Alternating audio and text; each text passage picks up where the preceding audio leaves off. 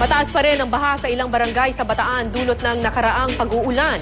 Nakatakda namang mag-abot ng tulong ang lokal na pamahalaan sa mga biktima ng pagbaha. Mula Hermosa, Bataan, may news to go si Dante Perello live. Dante. Yes, Cara, lubog pa rin nga sa baha ang ilang barangay dito sa bayan ng Hermosa sa Bataan makalipas ang ilang araw na pag-ulan. Puno ho, baungan, pasapa.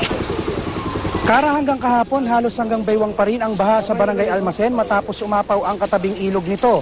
Halos isang linggo raw kasi na walang patid ang pag-ulan dito dala ng dalawang low pressure area na sinabayan pa ng hanging habagat.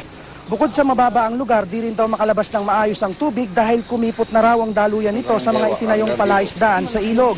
Bangka lamang, Cara, ang tanging paraan ng transportasyon dito kaya apektado ngayon ang pamumuhay ng mga residente rito. Sa kalapit naman ng barangay Daungan at barangay Pulo, bahagya ng humupa ang baha pero hanggang tuhod pa rin ito.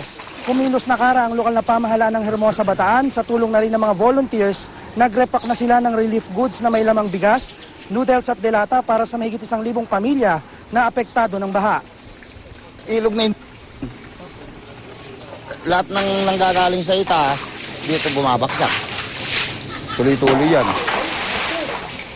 Mahirap, lalo na kung wala kami masakyang bangka, alangan yung bangka.